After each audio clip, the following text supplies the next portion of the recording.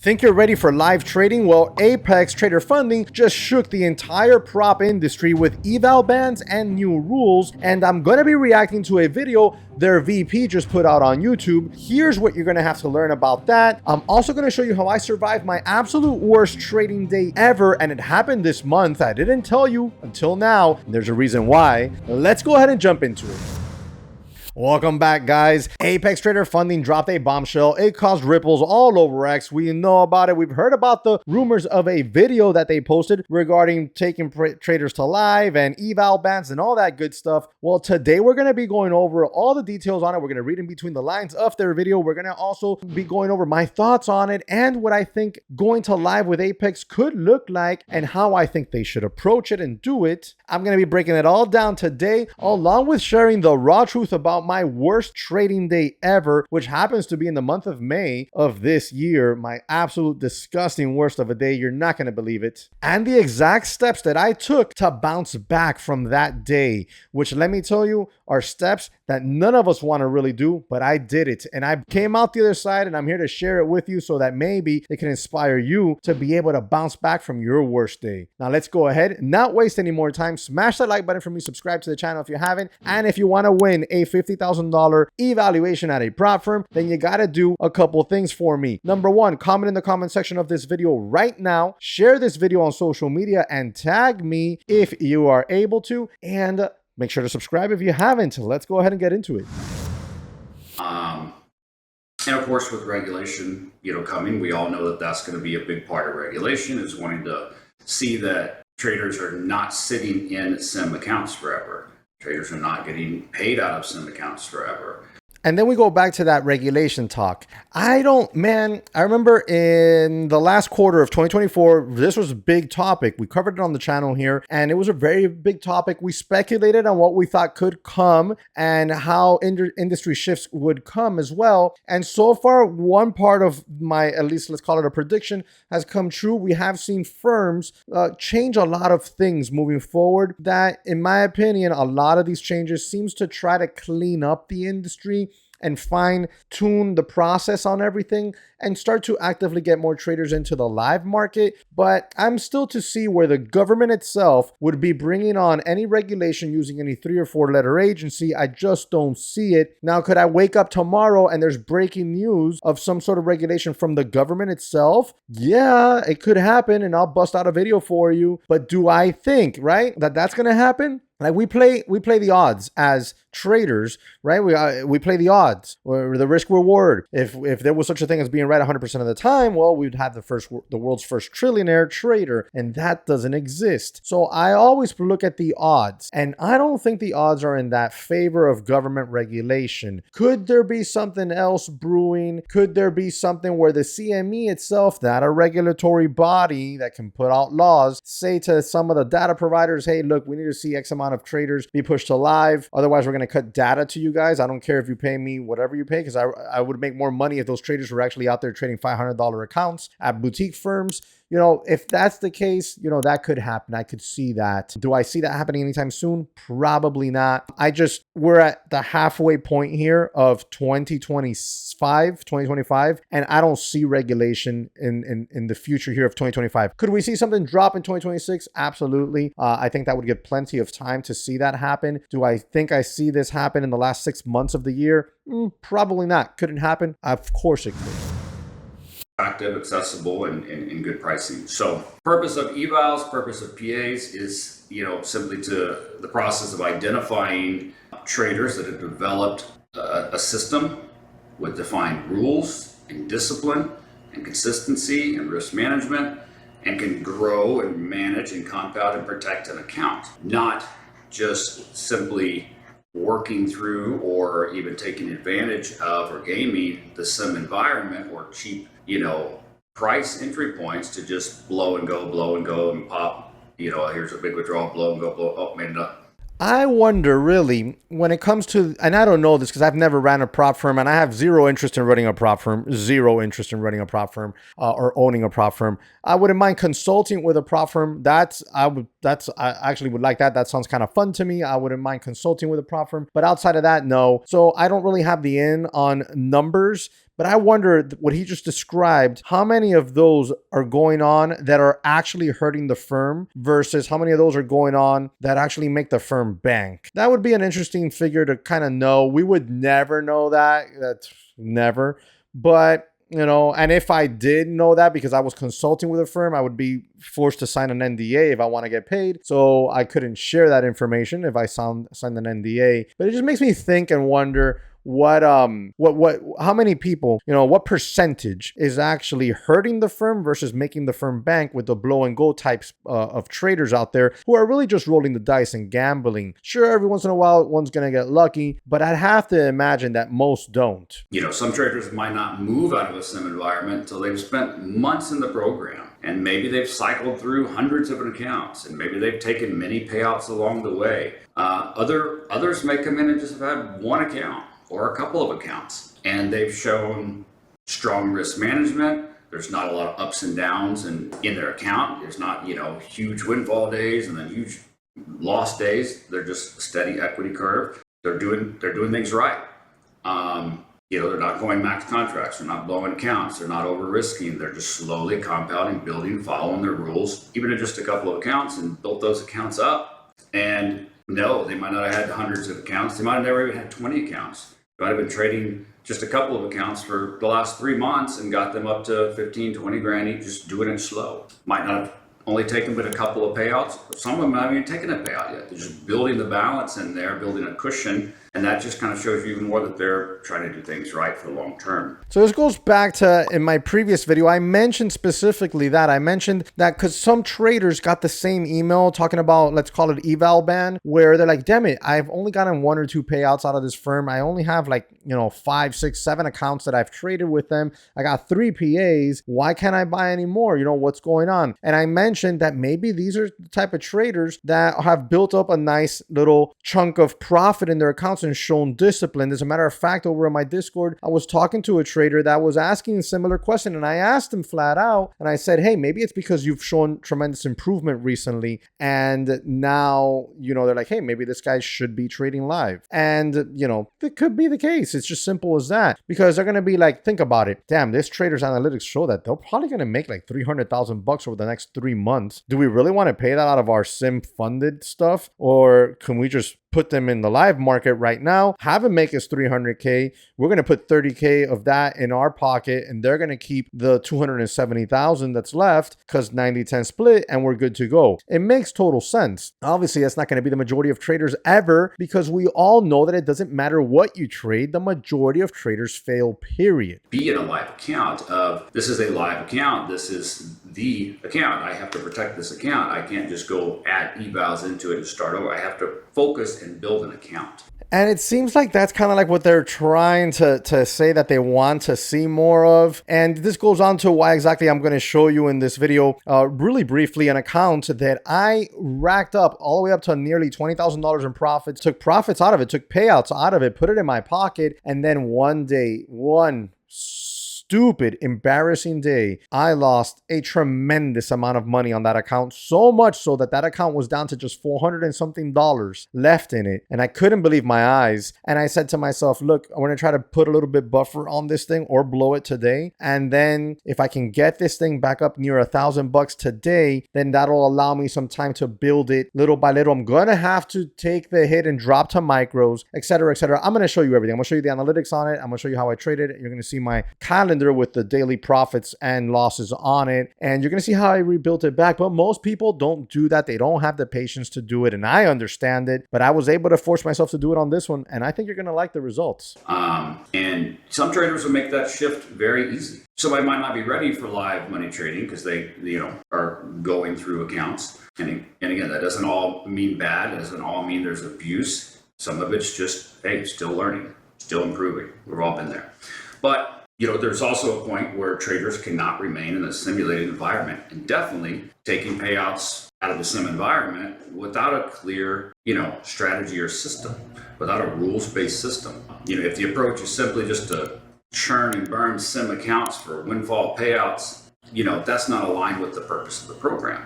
And if they can't show that, hey, I don't have to do that, I can focus and keep accounts and grow them, then, we might not be able to move them to live just yet. But we also can't just leave them in SIM, just churning that and, taking hundreds of thousands of dollars every month in payouts without, clear direction there. So, for those that are currently limited from adding in new evaluation, these are some of the factors there that's being reviewed. Some of the people that were limited, it's a mix.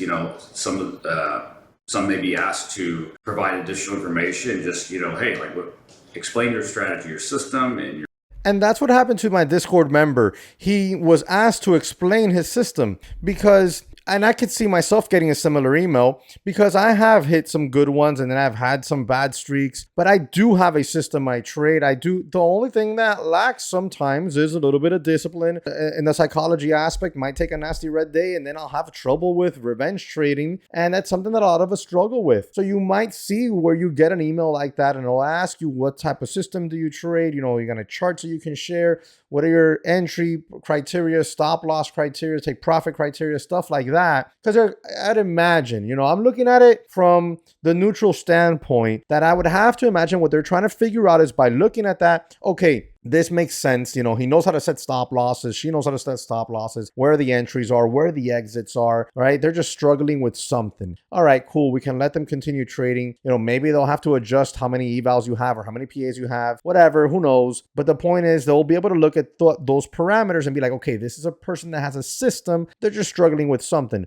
Whereas somebody that has no system is just like machine gunning all over the place. They might be able to look at that and be like, nah, this is just a gambler. They don't even know how to put a coherent trade plan together. You get what I'm saying? So that's what I'm thinking they're trying to accomplish with that type of email. And yes, I know some people will put in the comment section, oh, they're just trying to get in your head to blow up accounts. I don't know, man. Who knows? Maybe. I don't think so. I try to think that most of these firms that have been around for many years understand that good business is when both parties are happy. And obviously not every single transaction is going to be happiness for both parties. But when the overall is that the case where both parties are happy, that's good business. Just to clarify, some traders that received that email that they wouldn't be able to add on new evaluations have asked, oh, why am I being banned? What did I do wrong? Okay, that's a misconception. No one's being banned, and it doesn't mean you did anything wrong. Receiving that notice doesn't mean anything wrong. It means either your payouts or your balances or your performance levels now require a review to determine if it's time to move out of and transition out of sell. So that's what I'm saying. They might look at it and be like, damn, this guy's just on a roll. He trades very well. And they see the charts. They can see our analytics, just point blank. They can see our analytics. And they're like, I like this. I want this person trading live capital because that way I don't have to pay them an obscene amount of money out of the sim funded. And they actually make us, the firm, money and they make money. So, you can always keep an eye on that for a possibility of something that is happening if you did receive that email. And typically, let's be honest with each other, we'll know if when we get the email whether or not, I probably got this because look at my analytics. They're freaking great. I'm trading like a damn hedge fund trader. Or, yeah, they don't like this sloppy shit I have on here. Let's be honest. You know what I mean? That could be it. It doesn't all have to be a conspiracy. And believe me, I'm a conspiracy theorist type person. So there's been a few other questions of, what if I blow my account before I move to live? Or what if I go to live and then when I'm in live, I blow the account? Can I come back with Apex and start, or am I just out of luck? And that's a valid question in my opinion, because if you're being transitioned to live and you and your PA and oh my God, you have a terrible day and you blew up the account because whatever, man, anything could have happened, honestly. And now you're like, shit, what happens? I can't buy any more evals. All my stuff is gone. Or you get transferred to live, you're in there, you get a couple payouts maybe. And then one day, boom, you blow up the account and you don't have any evals because they're all gone already. So what now? Can I buy more evals? I think it's an extremely valid question. How can I be considered to get more evals? Okay, those situations will all be determined case by case, but no, it's not Apex's intent to limit anyone's opportunity from becoming a live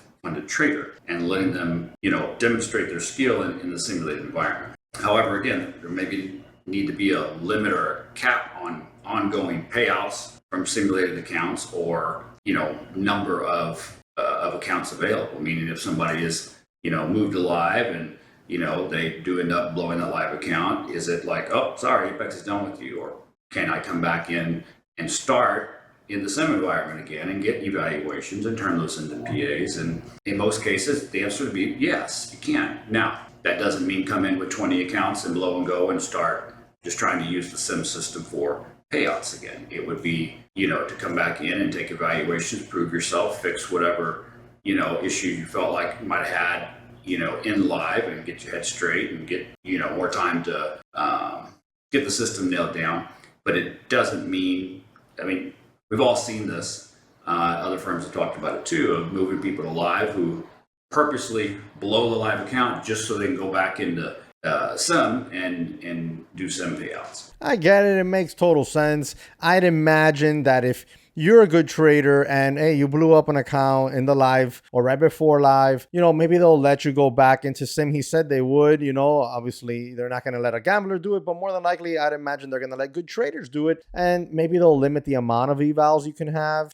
Top Step already limits you to 10 evals a month. So maybe they'll go ahead and limit the amount of evals you can have, or maybe they'll limit the amount of PAs you can have, and maybe put a payout cap on your sim funded as they kind of keep an eye on you, and then push you right back into the live setting versus keeping you on the sim funded type stuff. So that's just something to think about. It looks like they're going to be willing to give you a chance to get back into it. I wish though it would be a more concrete answer versus the, hey, it's going to be case to case. It could have just been very simple. And even then it's still open to interpretation, but it would have been nicer if like, look, if we can tell her flat out you're gambling, right? Then no, maybe we'll let you back in, but you're going to get one evaluation, one PA. That's it. See if you can get your system back down.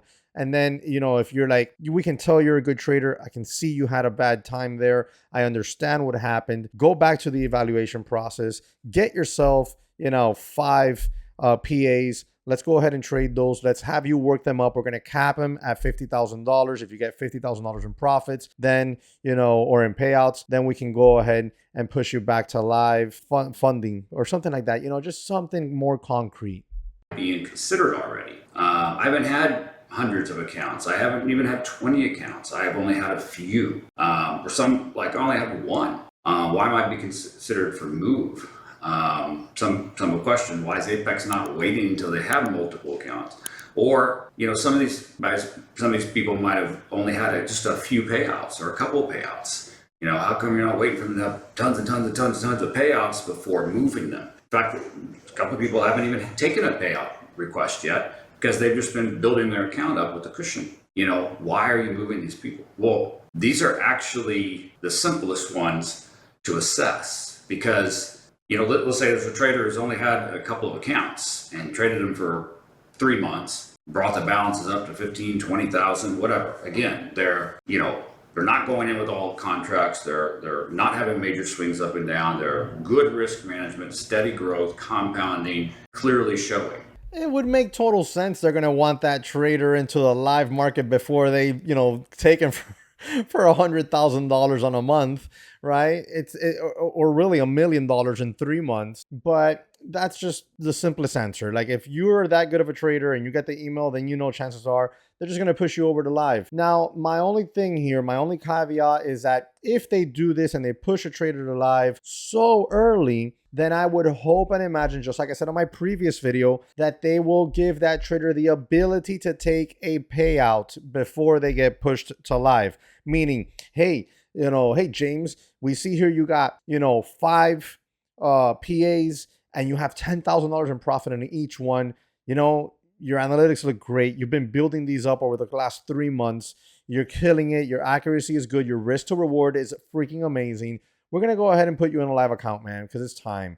Then at that point in time, they should allow that trader to at least take a 50% payout and then move the remaining 50% into their live funded account with the firm. So if he's got $10,000 across the board of 5 accounts, it's $50,000. He should be able to put $25,000 in his pocket and $25,000 in his live account at least. And if they were to be like, hey, look, we'll give you 75%, well, it's up to you. I think, if you only got 50K, 25K open market, 25K in your pocket. I think that's pretty good. You got a good cushion there to start building that live account up. I mean, you build it up to 30,000, put 5,000 bucks in your pocket, do it again, put 5,000 bucks in your pocket, or, build it up a little bit more, build it up to 35, put 5 in your pocket, you drop it down to 30. Now let's build it to 35 again, only put 2 in your pocket until you get to 40 and so on and so forth. Anything, any combination that works for you. But that would be what I would hope Apex would do as far as, moving a trader into a live account so early. A trader that hasn't gotten any payouts, a trader that only has a handful of accounts, a trader that might only have a handful of payouts as well. They've only had 1, 2, 3 accounts for months now. They've even tried to do 20 accounts in copy trade. They're focused on compounding, protecting, and building an account. And speaking of building accounts, let me show you the account I told you about where I had built up to right around $20,000 in profits, took payouts along the way, put them in my pocket, and then in one day almost lost the entire remaining balance of the account. It was just so sad. And how I rebuilt it. Let's jump into that. So first things first, yes, this is over at Top Step. It was my last remaining XFA that I had there. And you can see here, I built it up to $19,281. And we'll scroll on down a little bit here. You can see some of my orders. You can see my winning trades, 56%. Average winning trade, 599. Average losing trade, 402. This was much smaller than that previously, but I had the one nasty day that really skewed this and obviously skewed this some. What I trade mostly or only really exclusively is the NASDAQ. And if we scroll on up a little bit here, we're going to come here. We're going to go to, well, first, the last 10 days. You can see here the last 10 days, right? Bang, small loss, nice win, another nice little win, small loss, another nice little win, boom, boom, big win, $1,000, let's go, $800, let's go. Oh, another $800 win, let's go. I didn't even realize that. And you can also see I don't trade the account every single day. Winning days, 73% here over the course of the last 10 days. Let's go to all time. That's right. Look at that day. That is disgusting. You could see how, right out of the gates, I went negative on this account, 976. And then ever since then, I never looked back. Real nice moves all throughout, taking payouts along the way.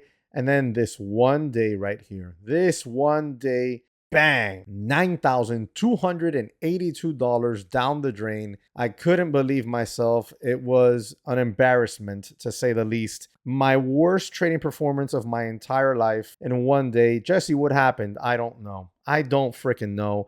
I know one thing. One thing is it started with me thinking that I knew for certain direction, getting in extremely heavy, looking for that crazy win for the YouTube and getting absolutely clobbered. Then revenge trading a whole lot. And I knew that I was going to want to bounce back of this. I knew that I was. So I said to myself, I'm going to take it easy. I'm going to bounce back from this, but it's going to take time. And I'm going to show you how, what that looks like on the calendar. Now, I've taken, I wish you could see here, and I know there's a way to see it, how many payouts I've taken along the way. But I've taken about $9,000 in payouts here. So that's a great thing because I've put plenty of money in my pocket. And even on this day right here, after I got dropped on myself like an idiot, I had taken a nice payout back here. So I had already taken about, I want to say $7,000 or $8,000 at this point. And in here, I've taken either 1 or 2 more payouts. And supposedly, according to how, what is this place called? Top Step works. My next payout will be my 5th, and they're supposed to take it alive after that payout. We'll see if that's the case. Now, let me show you the calendars. First things first, let me show you when I started this account. I started this account on March 2025, right here, day number 1. Right out the gates, taking one in the chin and not being too happy about it, bouncing right back with a $2,500 winner the following day. No trades on Wednesday. Then another almost $2,000. Then another almost $1,000. Finishing off that week with $4,400 in profit. And the following Monday, which is the 31st of March, hitting another $1,900, putting me up on the month of $6,360. Then we fast forward to April, having nearly another $7,000 month. This is a singular account. Wish I would have had 5 accounts. Anyways, first day of the week, small, tiny little loss. Second day, another small loss. No trades on Thursday.